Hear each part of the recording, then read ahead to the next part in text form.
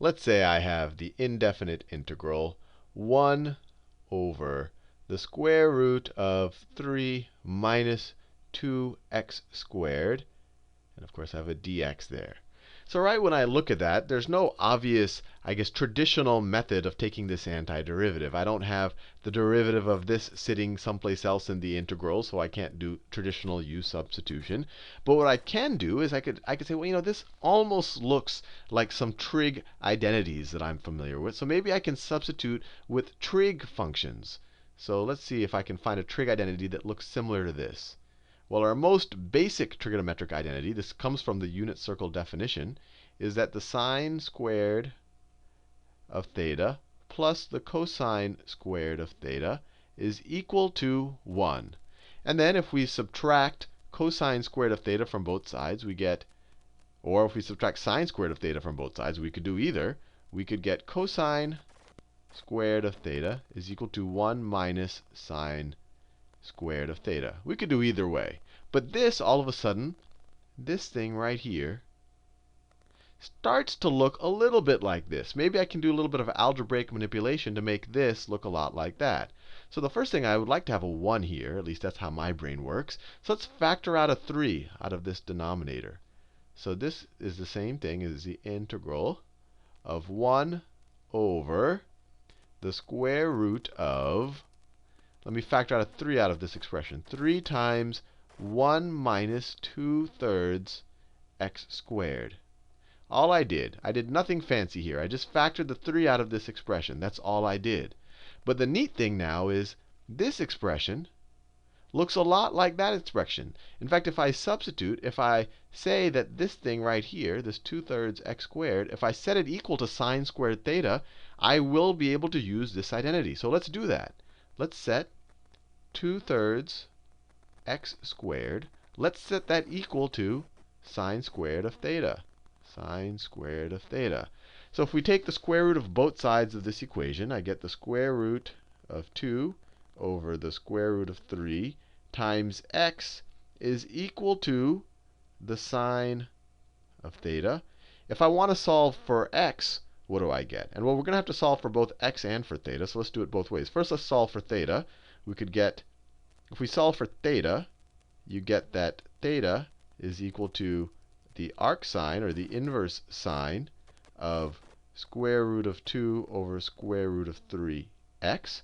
That's if you solve for theta. Now, if you solve for x, you just multiply both sides of this equation times the inverse of this, and you get x is equal to, divide both sides of the equation by this, or multiply by the inverse, is equal to the square root of 3 over the square root of 2 times the sine of theta.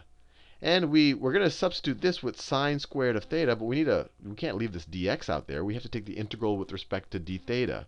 So what's dx with respect to d theta? So the derivative of x with respect to theta is equal to square root of 3 over square root of 2. Derivative of this with respect to theta is just cosine of theta. And if we want to write this in terms of dx, we could just write that dx is equal to square root of 3 over the square root of 2 cosine of theta d theta. Now we're ready to substitute. So we can rewrite this expression up here. We can rewrite it. I'll do it in this reddish color. I was using that. Let me do it in the blue color. We can rewrite this expression up here now. It's an indefinite integral of dx is on the numerator, right? I could, instead of writing this 1 times dx, I could have just written a dx up here. That could be a dx, and just like that. You're just multiplying it times dx.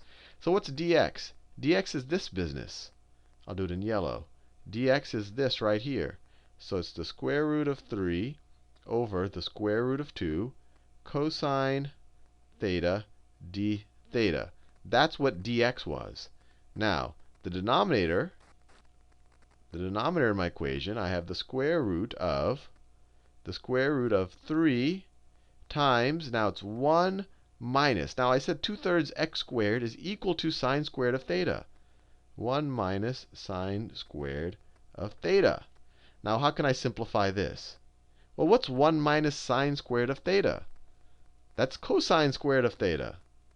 So this thing right here is cosine squared of theta. So my indefinite integral becomes the square root of 3 over the square root of 2 cosine theta d theta, all of that over the square root of 3 times the cosine squared of theta. That just became cosine squared of theta. So let's just take the square root of this bottom part. So this is going to be equal to, I'll do an arbitrary change of colors, square root of 3 over the square root of 2 cosine of theta d theta, all of that over, what's the square root of this? It's equal to the square root of 3 times the square root of cosine squared. So times cosine of theta. Now this simplifies things a good bit. I have a cosine of theta divided by a cosine of theta. Those cancel out. Let's just get 1. And then I have a square root of 3 up here divided by a square root of 3. So those two guys are going to cancel out. So my integral simplifies nicely to 1 over square root of 2 d theta. Or even better, I could write this. This is just a constant term. I could take it out of my integral. It equals 1 over the square root of 2 times my integral of just d theta. And this is super easy. This is equal to 1 over the square root of 2 times theta plus c, plus some constant. I mean, you could say that the integral of this is theta plus c, and then you multiply the constant times this. But it's still going to be some arbitrary constant. I think you know how to take the antiderivative of this. But are we done? Well, no. We want to know our indefinite integral in terms of x. So now we have to reverse substitute. So what is theta? We figure that out here. Theta is equal to arc sine of square root of 2 over square root of 3x. So our original indefinite integral, which was all of this silliness up here, now that I reverse substitute for theta, or put x back in there, it's 1 over the square root of 2 times theta. Theta is just this, is just arc sine of square root of 2 over square root of 3x. And then I have this constant out here, plus c. So this right here is the antiderivative of 1 over the square root of 3 minus 2x squared. So hopefully you found that helpful. I'm going to do a couple of more videos where we go through a bunch of these examples just so you get familiar with them.